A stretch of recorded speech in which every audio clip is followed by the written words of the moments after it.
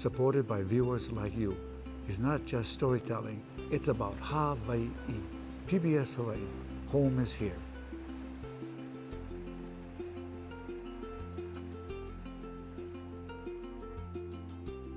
Local broadcasts of Insights on PBS Hawaiʻi are made possible by the support of viewers like you.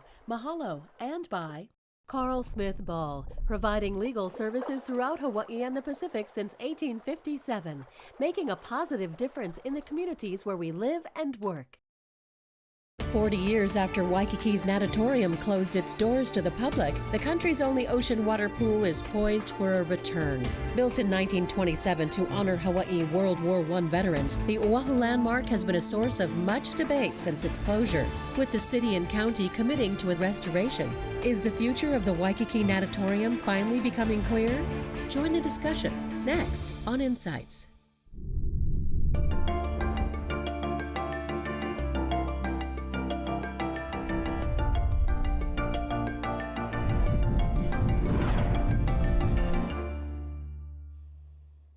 Aloha, and welcome to Insights on PBS Hawaiʻi. I'm Daryl Huff. Originally dedicated in 1927, the Waikīkī War Memorial Natatorium was built to honor the 10,000 Hawaii citizens who served in World War I. It also served as a seawater swimming pool and entertainment venue. The natatorium was declared unsafe in 1979, and the bleachers and the swimming pool have been closed to the public ever since. After years of debate about the next steps for the decaying structure, the City and County of Honolulu has a new plan to restore the Waikīkī landmark and open it to the public once again. So what is next for the Waikīkī War Memorial Natatorium? We look forward to your participation in tonight's show. You can email or call in your questions, and you'll find a live stream of this program at pbshawaii.org and the PBS Hawaiʻi YouTube page. Now to our guests. Andy Sugg is the Chief of Staff for the Office of Mayor Rick Blangiardi. Prior to joining the mayor's office, he worked in television in Boston and Honolulu at Hawaii News Now when the mayor was the general manager. Jim Bickerton is the founding partner of the Bickerton Law Group. He has been practicing law in Hawaii for more than 40 years. He's the attorney for the Kaimana Beach Coalition, which is committed to protecting and preserving Kaimana Beach, the beach right next to the natatorium.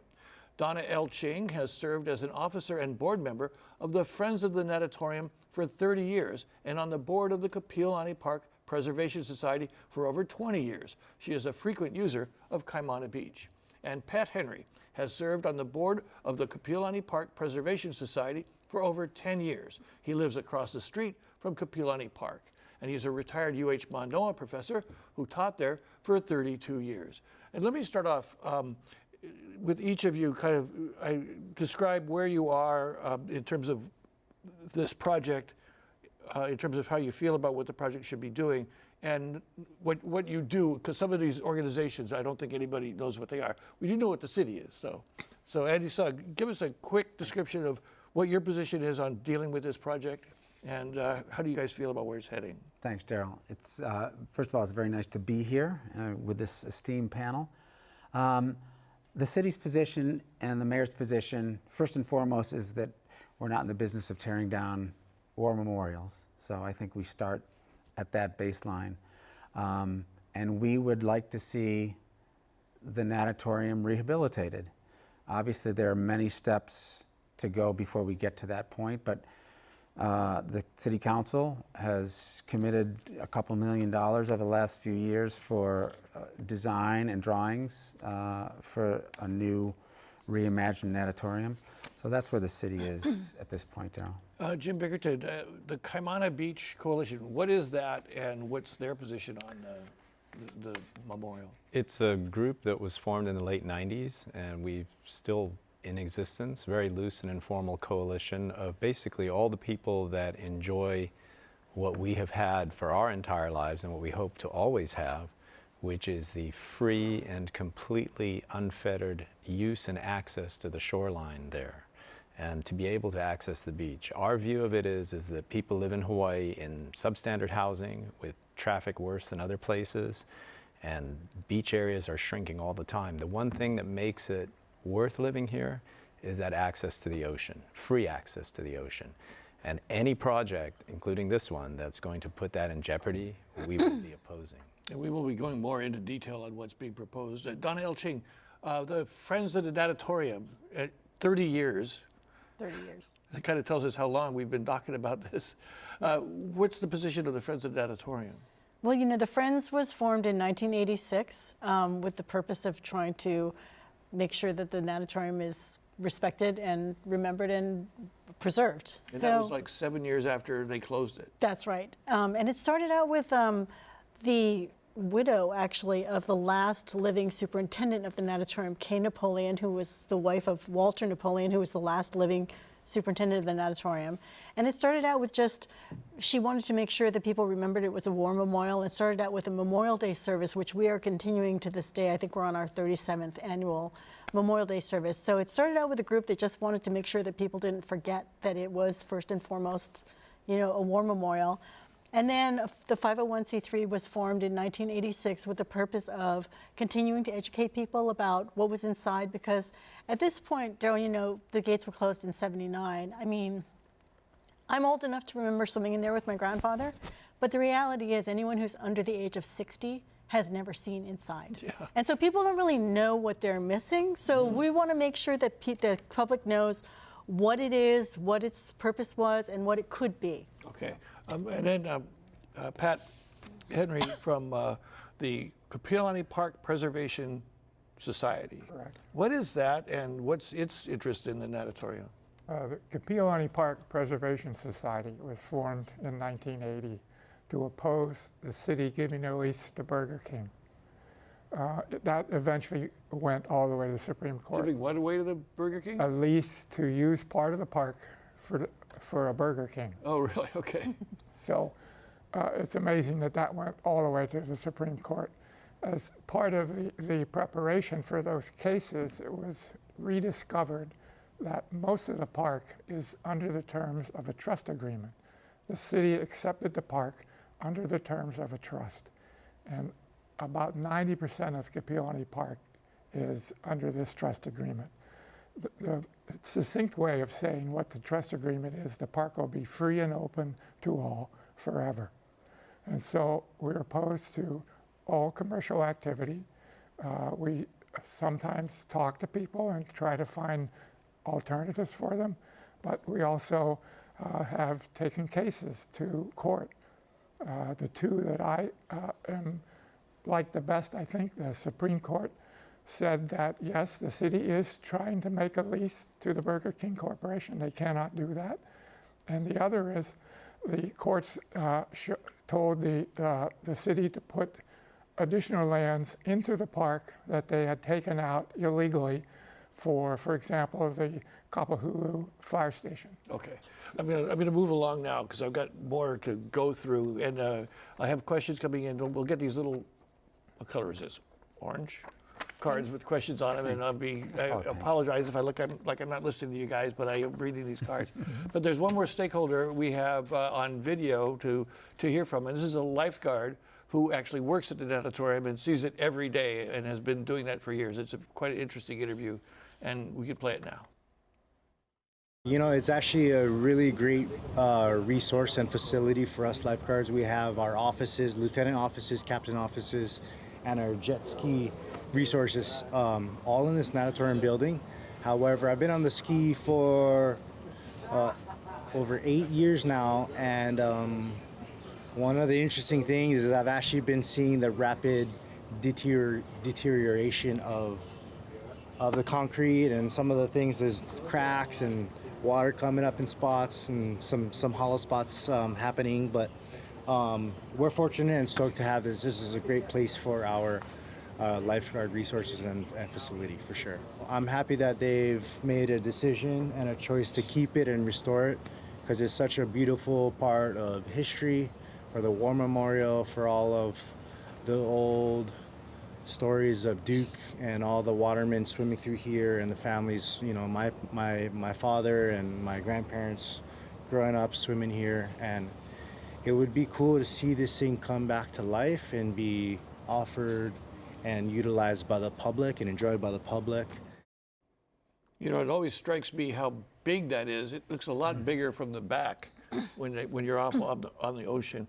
Andy Sugg from the mayor's office, can you kind of describe what the vision is now for how this would work? Because I remember over the years, there's a lot of question about whether you could even do a saltwater pool and protect people's health from various issues. So can you give us a description? And we will have some graphics that can pop up while you're describing. Sure. I mean, the plan as it's being worked on now is a perimeter deck, so it's essentially the same design, excuse me, that you see in the drone video that you just showed, Daryl.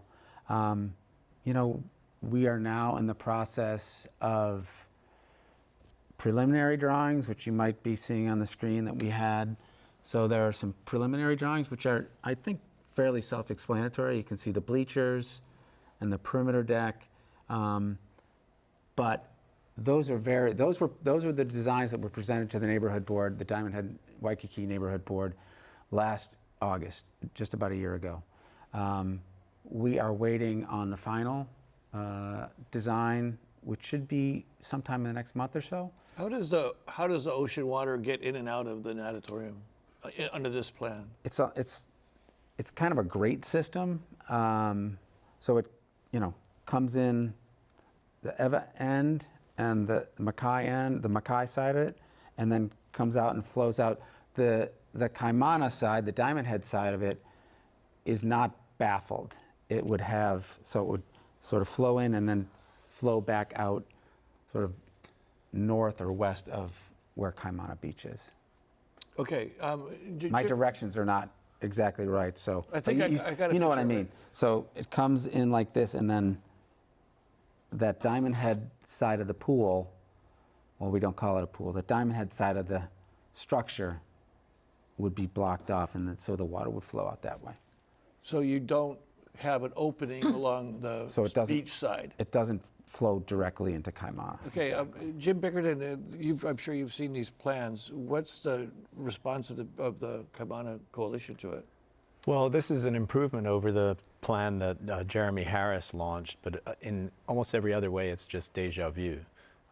We're seeing all the same issues and problems arise. And so what this one does that Mr. Sugg just described, Andy just described, is one that will allow water to flow through, which the old plan didn't. It didn't turn over enough, and it was going to be very unhealthy. The original natatorium failed, not only because the water doesn't turn over, but because it's really hard to put steel and concrete into the ocean. It doesn't last. It costs a fortune to not only build, but to maintain. Those are the problems that still remain. It's this idea of how much is it going to cost, who's going to pay for it, why are we doing it at that expense, and you know who's going to pay for it is a public-private partnership. That's what we've heard. The private partnership is Donna's group that is supposed to raise, currently quoted at $35 million. Every single project has always been far over budget at this location, including the one that Jeremy Harris did to restore the facade. So whatever it is, 50 million, we don't know, but someone's going to pay for that. And the people who pay for that, they say, what you going to give me for that? Let's charge admission, let's have shows, let's have a stage. I think there's a plan to have a stage in the middle of the pool. Donna, Donna from the Friends of the Natatorium, how do you answer what he just said? Yeah, so point of clarification, it's not Donna's group that's going to be raising $30 or $50 million. So, you know, over the course of... Let me ask, so who is going to be raising the money? Right, so let me get to that. So, you know, the support for the natatorium being reopened is really broad and deep. And I'll give you some examples of the endorsements that we have, that we've garnered over the last 30 or 40 years. You know, we've got the Association of Hawaiian Civic Clubs, that's 58 clubs in 11 states. Oahu Veterans Council, it's 30 organizations and 100,000 people. The Association of Uniformed Services, 138,000 people. Of course, the National Trust for Historic Preservation. Over the years, we've had U.S. Senators Inouye, Akaka, Matsunaga, U.S. Representatives Mink, Abercrombie, you know, the Olympic swimming community, the local swimming community. Like, I'll give you as an example, Daryl, like an unheard of 1,200 people responded in writing to the EISPN, the public notice. I mean, typically you'll get a half dozen letters from stakeholder groups. 1,200 people wrote in and said, we want to see this thing reopened. So, and I was also the state's co-chairman of the World War I centennial, which was a global, celebration or observance of commemorating the end of World War I. And there's just been that as a catalyst event. There's a lot of interest. We've had the government of Belgium. There's international and national interest in preserving a World War I memorial because it's a globally important site. Okay, let me let Henry from the Kapiʻolani Park. What is your guys' concern about what might happen there, and what would you oppose? Are you opposed to the rebuilding of the pool area? We have no opinion. The pool area is not on trust lands. We are concerned that the trust lands be used according to the terms of the trust. What is in the trust land is the War Memorial Park, which is Mauka of the facade, and the current plan does almost nothing to the trust lands. But I think we talked earlier that there is a concern about commercial activity around that area. Yes, we will fight commercial activity on trust lands, and we have fought commercial activity on trust lands. And Daryl, just point of clarification. Mm-hmm. In the year and a half that I've been involved in this project, there's been no talk of commercialization. There's been no talk of any sort of performing platform in the middle of the pool. That has not come up. So I don't know if Jim has seen plans that I haven't seen, or Jim has seen a white paper that I haven't seen, but that's not been part of it for us. I don't think, and I know the mayor does not want this to be a commercialized war memorial, frankly. Yeah, and Daryl, I mean, as Pat Henry said earlier, the Kapiʻolani Park Preservation Society absolutely will sue the city if there's an attempt to commercialize the area by the natatorium. And also, I've heard Jim mention in other venues and on this show in 2018 about tour buses and trying to cast this vision of how terrible it's going to be. There are no tour buses bringing people to the aquarium for their concert series or whatnot. I mean, we don't anticipate that the venue is going to be open for people to swim in it as they always have. There have never been tour buses in the past. There aren't any tour buses going to the aquarium. It's just, I feel like that's kind of a dog whistle thing, like just trying to portray what may happen and these boogeymen that are just not, it's not possible. I mean, Kapiʻolani Park Preservation Society is not going to stand for it. Okay, Jim, go ahead.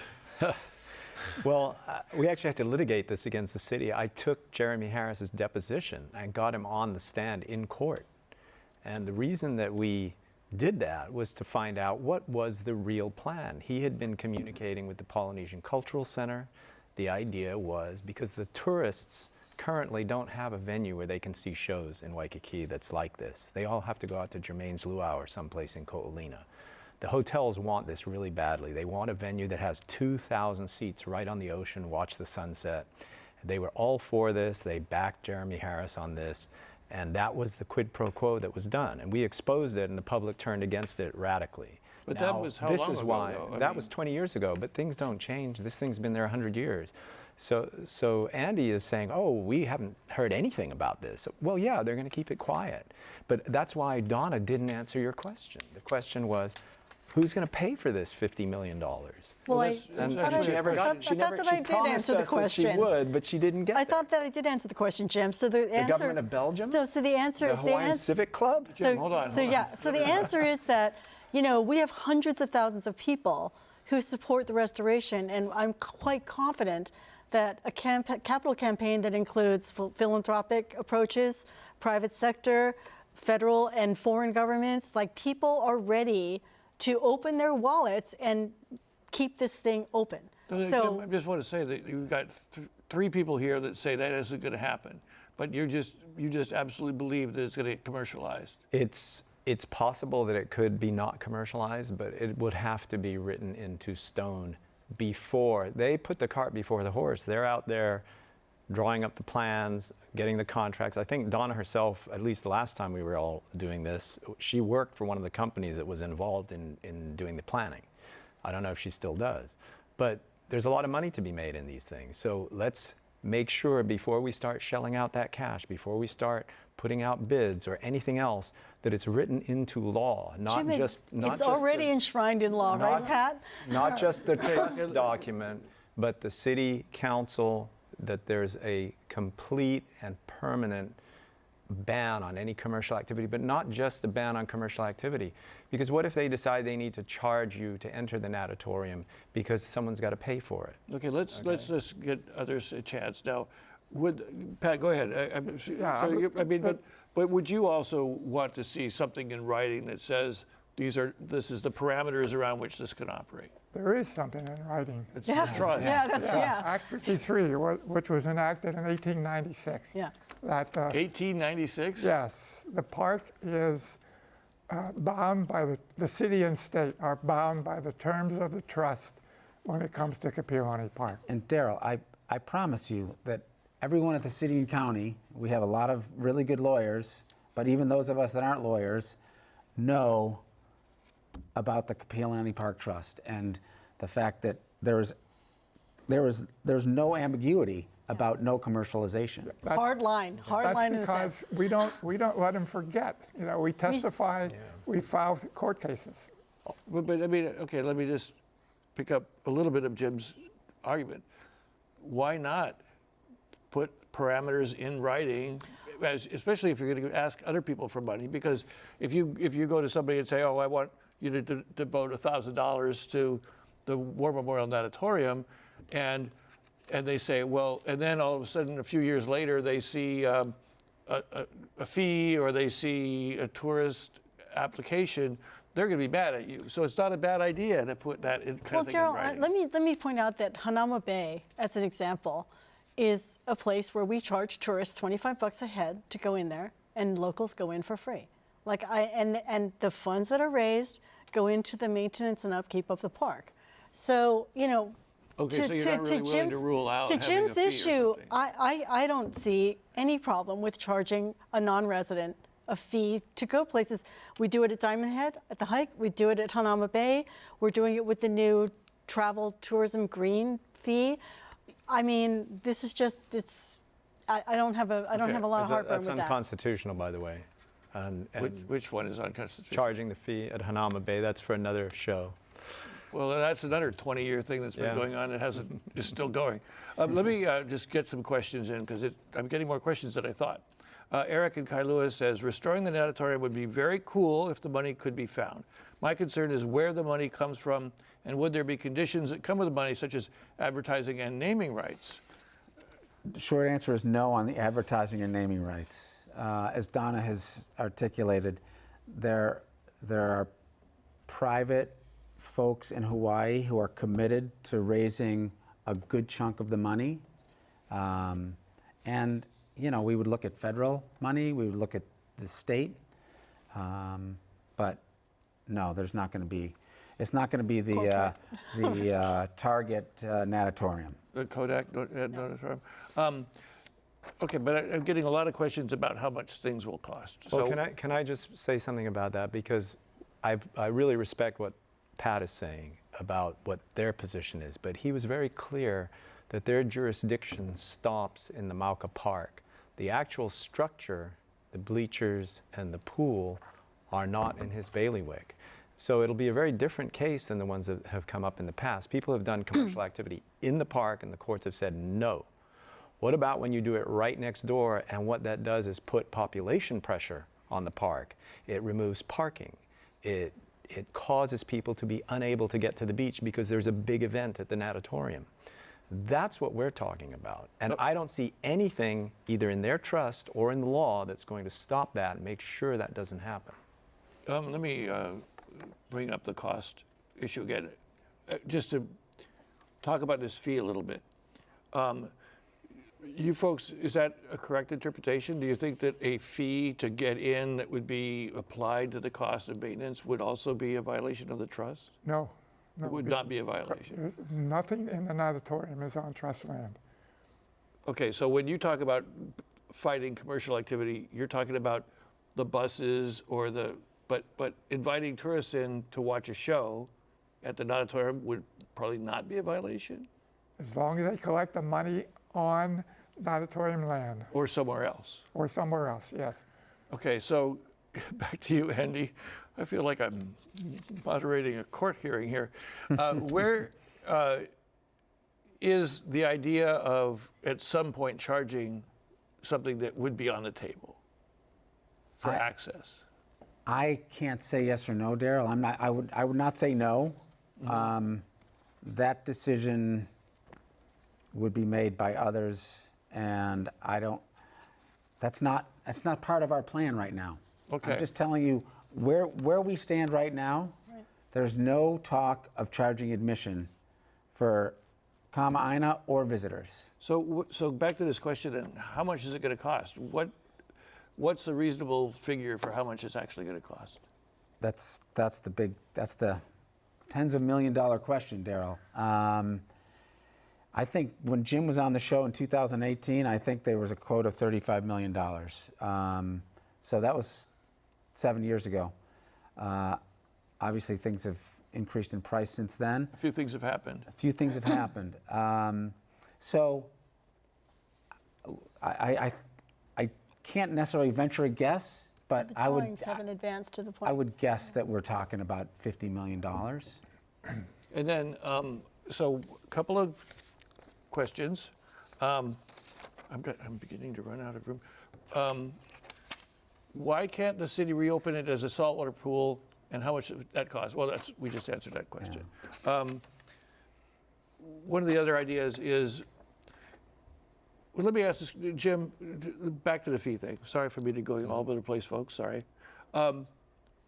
Why would the Kaimana Beach Coalition be against a fee to help support the maintenance of it when you don't want the thing to fall apart next to your beach either, right? Next to the beach. Well, there was a plan that was in place, and two mayoral administrations supported it and pushed it after Jeremy Harris. That was Mufi Hanneman, and then after that, the next mayor as well. And so that plan was to retain the facade, the arches and the bleachers, maybe relocate some of those a little bit inland, and put a beach there. So it would be actually, instead of the pool, you'd take out the seaward or Mackay wall, and they had it all designed and figured out. And it was much less expensive than building the pool decks out into the ocean. So that was something that we were not against. What we're really all about is, can people access the shoreline for free? For free. And wherever it is. If you're going to create a piece of shoreline, this is the most valuable real estate in the world. A piece of Waikīkī that's over 200 yards long, I think. Daryl, But isn't that shoreline accessible now? Yeah, it is. I mean, since 1927, that structure has jutted out into the ocean, but the shoreline at Kaimana and the shoreline Eva of the natatorium has been open to the public. And if it ain't broke, don't fix it. And Daryl, I think this would be... Sorry, I want to read this question. This facility has been here for nearly 100 years. When it was built, did it alter the beach or help form it to what it is now? Yeah. What studies have been done about what could happen to Kaimana Beach if the walls of the natatorium are altered? It's Ellen. That seems to be kind of a big... If I could answer that, Daryl. If you look at a photograph of the shoreline in 1921, before the natatorium was built, and before Kaimana Beach was created, it's a natural... It's basically the shoreline that's in front of the aquarium now, which is a scrubbed rock shoreline. And Kaimana Beach is a man-made beach. So after the natatorium was built, that beach, the beach, was still a scrubbed rock shoreline. And sand was trucked in because they realized, oh, we have this nice retaining wall now. They trucked in sand to build that beach. It's the most stable section of beach on all of Waikīkī because the natatorium is a big box, is there. It's not, we've seen the idea that you could tear down the pool and leave a stick groin. Well, we have how many stick groins going down into Waikīkī, and we have seen how they don't work because the sand just washes out from the Sheraton, the Royal Hawaiian, all of those stick groins, they don't work. The only thing that do work are cribs, like the crib at Kuhio Beach, right? And so to the point of, it's sort of ironic that it's the Save Kaimana Beach Coalition because the natatorium itself is what saves, is what created and is maintaining Kaimana Beach. So Jim, do you agree with that theory? That it's fact. No. The shoreline is a bare scrubbed rock shoreline without the natatorium. But wouldn't it be risky to remove that and because we've seen it when they've removed obstructions and we don't know what happens, right? As I understand what Andy was describing, on the Kaimana side, they are not going to have the flow coming out right next to the beach. It's going to be pointed Makai or out towards the end. There'll still be a wall there under this So there is plan. still a wall that protects Kaimana Beach. Okay, so because maybe I'm misunderstanding what your position is. I thought what you were saying was kind of what this person suggests. Why can't they move the natatorium to Fort Ruger? You're not talking about that, but it's a war memorial and leave Kaimana Beach. There's another question here about something else. You need a wall. You do need a wall to preserve that beach. I disagree with what Donna was saying about, this was artificially created in that sense. If you actually look, for example, the Outrigger Club, next to their wall, there's a beach. The beach is always forming on the diamond head side of all these groins. And depending on the size of your groin, of course, you get a bigger beach. Well, the natatorium is the biggest groin that we got. That wall is massive. And so we have a big beach there. So what you're proposing then, you would have the facade, you would have the memorial, and you would have a rather large seawall there. Keep that, and you have one on the other side too, so that it would fill in. This was all planned out. Bear in mind, this isn't our idea, our group's idea. This was a fully realized plan. Drawings, everything were done by the Hanneman administration. So it's not. The difference is, Jim, is that plan never had an accepted EIS. It was never funded. It was never permitted.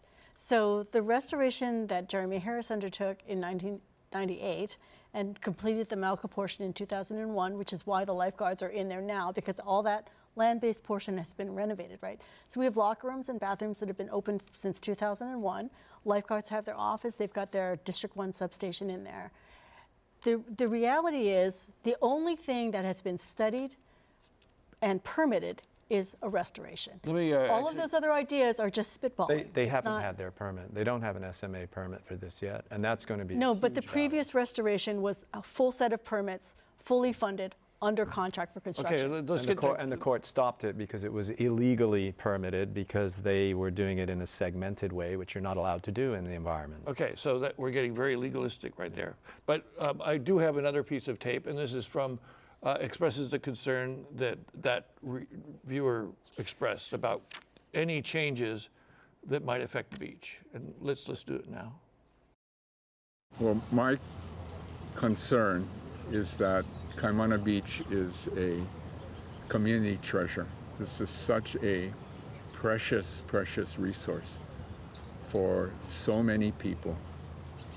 And whatever they do to the natatorium, I hope that the decision makers keep this in mind. This is where young families bring their children to learn how to swim. This is where the kupuna come down to exercise. This place is so important to so many people. And for me, it's crucial that they keep this in mind, that whatever they do to renovate the natatorium doesn't invite a whole swarm of more users to come in, that the very nature of the beach is not changed. You know, there have been so many plans made, and I understand the need. It is an eyesore, and I think I can understand the urgency to either tear it down or to renovate it. But I hope that whatever decision is made, that they respect the needs of the local people who use this beach. There really is no beach as important as this one on this side of the island. That is as convenient, that is as clean and usable, user-friendly as this beach. You know, I just want to kind of reinforce those comments from a number of people who have called in. Kaimana Beach and the park next to it, a last oasis for local people in Waikīkī where they can swim, have a family barbecue, relax, etc. It even has parking. Will improving the facility mean events get scheduled there, which will affect parking and beach and park access? Is there? I can't speak to the park. I mean, parking. If the natatorium is open, there will be people there swimming, and I would imagine that parking would be impacted. I just want to go back to the Kaimana Beach piece of it, Daryl. We have people in at Honolulu Holly that swim at Kaimana Beach every week. We have family and friends. Jim, in 2018 on the show, he said he taught his kids how to swim at Kaimana. All 3 of his kids to swim at Kaimana. There's 4 now. 4. So there you go. We have no interest. There's no part of this plan that eliminates Kaimana Beach. I can't be more clear than that.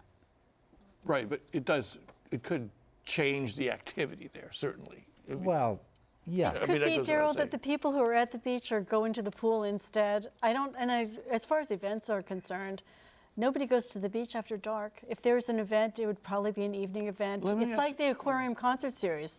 That doesn't really impact. Is that okay with you guys, the aquarium concert? The aquarium is not on trust land. Where is the line? Is it, because I mean, the park, the natatorium goes right up to the little parking lot area right there. In that section of the beach, it starts at the aquarium and ends at the Kaimana Beach Hotel. And then it goes Mauka from there. And so you may wonder who actually does own the land that these things are on. And this may not be known to Andy even. I talked to Frank Fosse years ago, and I asked him, I said, how come you were mayor 22 years and you never fixed up the natatorium? He said, I'm not putting city money into land that we don't own. It's owned by the state, and it's only loaned to us on an executive order. A governor could take it away from us with a stroke of a pen. Why should we put $50 million or whatever it was in, $2005 dollars? But is that okay? I am aware of that, by the way. Okay, just for the record. I'm aware of that. So again, the state, is that where the natatorium is, or is that Kaimana Beach Park, the park that's there? No, the state owns the natatorium. They've owned it since it was built. So why don't they fix it? Well, that's what Frank Fosse's position was why should the city pay for something that the state owns? And the state has issued an executive order to let the city operate the natatorium. And the city has, over the decades, made investments, and in fact, under the Harris administration, the full restoration was fully funded, $11.5 million, and it was under contract to be built. And then there was a change in administration. The remaining funds were thrown back into the general fund. So, yeah, there was for a while in the 60s and 70s when it was like, we need to do some repairs. Who's going to pay for it? The city was like, well, the state owns it, and the state's like, but you're operating it. And it was kind of a you pay for it, no, you pay for it kind of thing. Yeah, they're still there. I just want to point out this is not unique to the natatorium. Yeah. The city has to maintain Kapiʻolani Park, but they're not allowed to make any money off of it. Right. So they're always trying to somehow monetize it, and we're always trying to stop them from doing that. So it's not unique. Because those tourists have a lot of money. Right? I mean, but they don't give it to the city is the problem. Okay, so we kind of did talk about that question. The natatorium bathrooms, this is MJ Kaimana email. The natatorium bathrooms are a disgrace and have been for quite a while. Before any action or further development or reconstruction of the pool and bleacher areas, at the very least, fix those bathrooms. They're embarrassment. Here. Is it really bad? I can't speak to the condition of the bathrooms at that area. I haven't seen them. I do know. I use them that regularly. Our parks Today, department, in fact. Our parks department works very hard at the hundreds of parks all over the island, and the issue here in Oahu is largely that they're used every single day of the year. Parks, right? That's right. So by the end of the day. Exactly. But I mean, I think it's a little different at this one because what happened was they did not do a good job on the construction, and it's been falling apart. I mean, it's not just lack of maintenance or they don't sweep up the sand that people track in. All the fixtures don't work, things are broken, and they're pretty much new. I mean, this happened within a couple of years after they were put in. So you can spend this $50 million, but what quality are you going to get? And one other thing that I've always focused on is, what is it going to cost to maintain? You can get that one-time payment from the government of Belgium, maybe. I don't believe it. But every year, year in and year out, the city's got to come up with $2 or $3 million to keep this thing running, to clean those grills that he described. I mean, anyone who's left metal in the ocean for a few weeks knows what happens to that. It gets covered in limu. I used the women's locker room today, in fact. So I think it's no better or worse than any other public restroom or locker room on the island. I think that one of the things that happens is some people have a very high expectation. I mean, I have family in Canada, and you go to their parks there, and it's like beautiful. And Hawaii has always had a hard time maintaining its parks. Yeah. But I think it sounds like, though, we've kind of gotten to a place in this conversation where it really comes down to, are the taxpayers or are we going to be really able to afford to build and maintain this pool? I mean, I think that's sort of the question here. Sounds like Jim is saying he doesn't think that you could ever get enough money to really build and maintain this thing for a long period of time. Without selling out. Do we have a plan for long-term sustainability? Yeah, I mean, we wouldn't know. The question of can you raise the money is never answerable until you try to raise the money. Mm-hmm. As anybody who's run a capital campaign for anything knows. But, I just want to say that in addition to, like I said, the interest that we saw during the World War I centennial of the international event, we should not forget that the natatorium is going to have its own centennial, August 24th, 2027. And the run-up to that is a really exciting opportunity to build energy around people who want to see the hundreds of thousands of people who have supported us in the past, who want to see the natatorium pressed into public use and reopened for people to enjoy. There's potential there to leverage the centennial of the natatorium into a very energetic campaign. I mean, you saw the Pearl Harbor, when the Pearl Harbor 50th and the 75th, and there were a lot of people that came forward to help make that happen. So these big centennial events are a really big opportunity. I'm going to get back to the sustainability and financing in a bit, because this is an interesting question, and it might take us a few minutes to discuss. Rick from Honolulu asks, the new plan for the swimming pool includes the demolition of the Mauka and Eva walls. Mauka is... No. It does not include the demolition of that wall. Okay, but I think that wall would be rehabilitated. Right, that's the bleachers. But I think what this person is asking is at least 2 walls will have grates or some other way water for coming in. Right. And his question is, it opens to tidal surges and potentially can trap children in that area.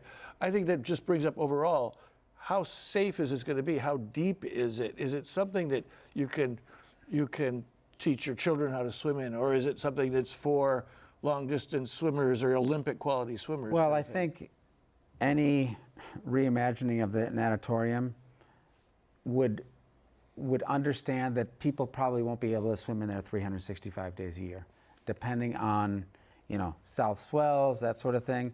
But we were given a presentation a few months ago, and the reef really knocks down a lot of the really strong swells. So we don't consider that to be a really big issue, but I would imagine there would be days, if this were to happen, that they would just close the pool for swimming.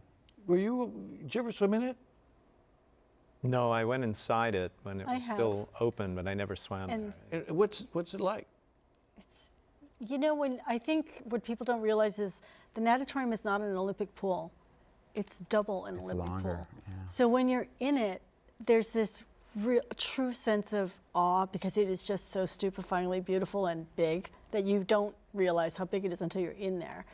And I remember when I swam in it most recently with an engineering team, actually, when I climbed out of the pool and I put my feet into the steps on the side of the wall, all I could think of was Duka Hanamoku's feet were in these steps. And it was as an ocean swimmer, it was a really special thing. The water, it's beautiful, the water is beautiful. All you can think about is all of the Olympians and international swimmers and history. I mean, the natatorium is the St. Andrews of competitive swimming internationally. The International Swimming Hall of Fame wanted to come and open a museum there, and it's just a really but I mean, chicken you're talking skin about an kind of ocean thing. swimmer. I can swim, and I could probably swim in there. But I mean, my question was, do you think it would be a place where little kids would go in the water? You know, the beauty of it, Daryl, is that because it's a contained area and you've got ADA access from the street all the way in and onto the deck, and before the restoration had envisioned ADA access into the pool with the lifts and so forth. So we're talking about getting people into the ocean who probably wouldn't otherwise be able to. They don't have to walk across sand. There's a lift to get them in and out of the pool. Kupuna, disabled people, children learn to swim. This is going to be calm ocean water, and like I said, ADA access up to the water. And I think the viewer's question was about people getting stuck in the grates, for lack of a better expression. That was the specific question, right? That is not, from what we've been told by the engineers at AECOM who are working on this for us, that would not be an issue. It's not really getting stuck in the grates. The grates are fine. In fact, they're meant to keep out small sea creatures. Yes. But it is designed because the old pool failed. So the grates are like really small? No, it's like a fence, more like a fence, like a 4-inch. a grill. And they're made out of plastic, so they're not going to rust away. The old pool failed because it had no flow current. It was the calm paradise in terms of flat water and still water. It was also 1919 engineering. That Donna's describing, but what we're saying now is we can't do that. That's not healthy. A child did drown there because of the poor visibility some years before while it was still open. So we can't have that kind of pool, so we got to flow the water through. When a south swell comes, we're not worried about the waves coming over the wall. We're worried about the longshore current that gets set up. We have oceanographers in our group who've studied this, and the current is going to go right through it. That'll keep the water clean, but when you're swimming there and you find you're getting pushed and you're not a strong swimmer and you're slammed up against that wall because the water's flowing right through that grill, you can be trapped against that wall or that grill. And Andy's right, they'll have to close it some days. Right. And I don't think it'll be right for little kids, it'll be for strong swimmers. But I think we're in agreement. The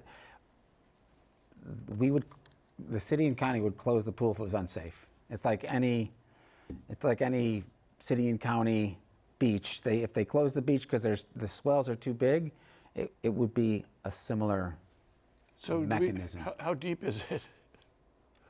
I don't know. Well, I don't know how deep I haven't seen that level of detail, Daryl. It's hard to answer some of these questions, like even on the cost and whatever, because the drawings haven't advanced to a level of specificity where we can tell you how deep the water is going to be. I do remember that in the older restoration, there was an idea to encapsulate the existing bottom, the sediment that's been formed from all the 100 years worth of coral and sand deposits, and raise the mean depth just between 6 and 8 feet, depending on the tidal fluctuation.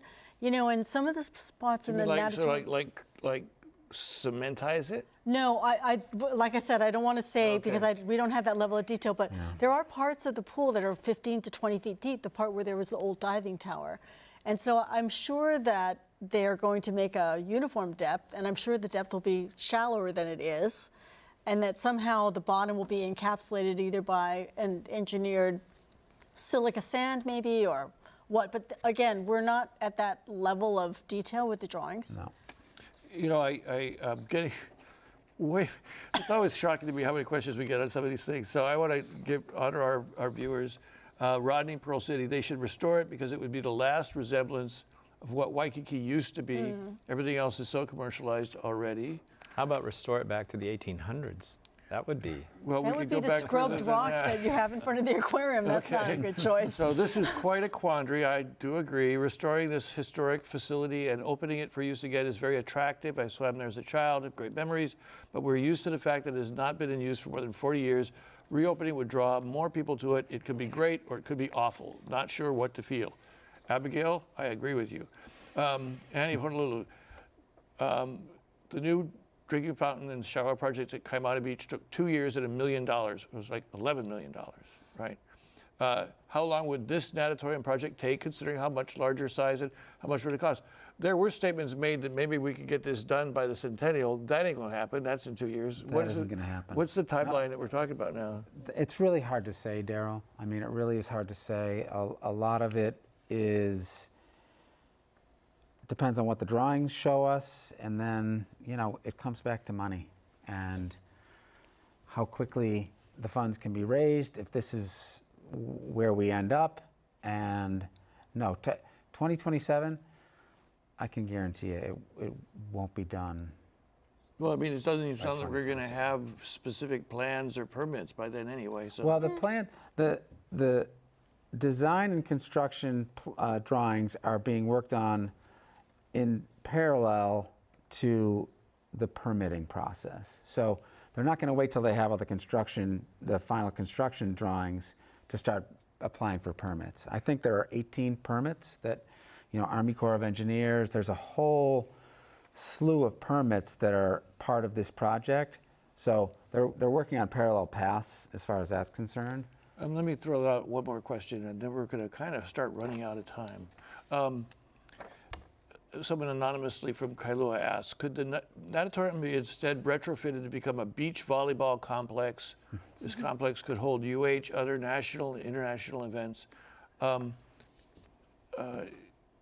know, is there a plan B in the city? Like or for Friends of the Natatorium?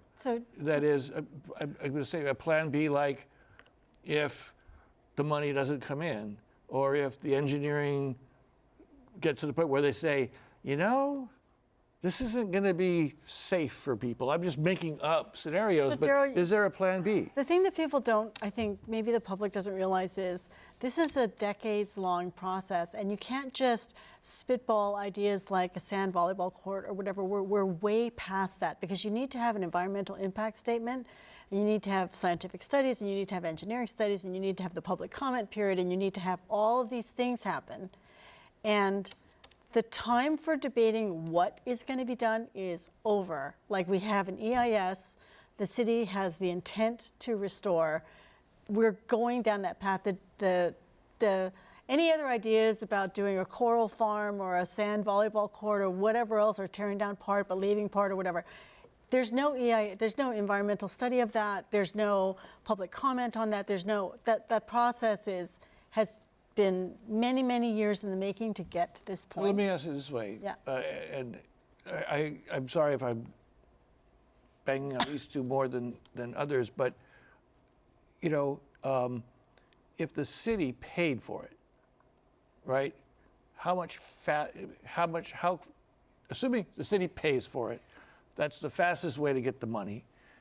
If you had a blank check, do this, how long would it take to get going, to get those walls out of there? And the city process is a much longer, more cumbersome process. And then fundraising the city's $50 million. The city's not going to pay for the restoration of the natatorium, Daryl. There are far too many other projects that take precedence for the taxpayers of the city and county. Well, I had one caller said, I'd rather have the War Memorial than the rail. Me too. Here somewhere that comment. The second segment of the rail is opening October 15th. Okay, yeah. Can the rail get to the War Memorial? Maybe we should end the rail, yeah. So my point about the funding, Daryl, is that's never been part of the equation for the Blangiardi administration. We and the city council allocated a certain amount of money for the design, and that is where we are right now.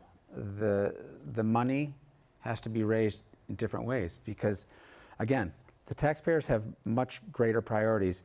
As romantic as the natatorium is, and we love the natatorium, we have to make sure that other priorities are. Is there any precedent for a $50 million project to be paid for by a charitable group and have the city operate it. I mean, Well, I know the Arizona Memorial was raised. They raised that money. Yeah. That would probably be $50 billion today. today. Yeah. But you know, I want to give Pat Henry a chance to speak because you live there, and as a person, who, and I know you guys actively use it. I don't know exactly where you live. I think Jim lives close by, but how do you feel about this as a person who lives in Waikīkī? Just a member of the public. I went to the rededication of what Harris did. Just walked down there. It really felt great. I think it's an eyesore. Something has to be done.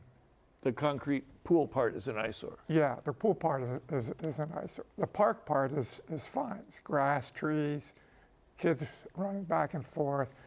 The access to Kaimana is also part of the Kapiʻolani Park Trust. So we love Kaimana Beach. I wish something would happen. I just can't believe that it takes so long. I think that you probably are speaking for many, many people. I think we can all agree on that. Yes. Yeah. I think we can all agree on that. And then, but so where we've gotten to in this conversation seems to be that something has to be done. Are we close to having an emergency here, though? Like, is it in danger of like falling into the ocean? I've only got about 20 seconds, Andy. Could you? That's above my pay grade, Daryl. I don't know. I know. I mean, What do you you think, heard from the lifeguard. He was saying that chunks of it are It already degrading, has. It already and a lot of it has been. Okay, I've got to wrap it up, guys. This is a fast hour. Thank you so much, and thank you to all the viewers who called in. Mahalo for you joining us, both in with your questions and watching us tonight. And we thank our guests as well: Andy Sugg, Chief of Staff for Mayor Blangiardi, and Donna L. Ching from the Friends of the Natatorium, Jim Bickerton from Bickerton Law Group, and Pat Henry from the Kapiʻolani Park Preservation Society. Insights is off next week, but please join us for Kako, Hawaii's Town Hall, where we will be discussing the arts and why we need them.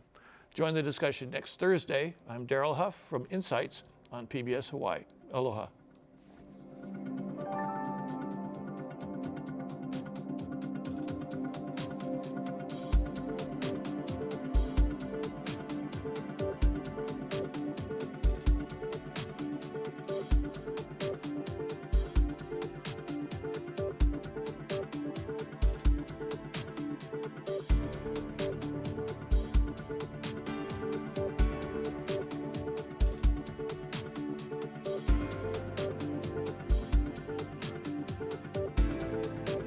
Local broadcasts of Insights on PBS Hawaiʻi are made possible by the support of viewers like you. Mahalo, and by Carl Smith Ball, providing legal services throughout Hawaii and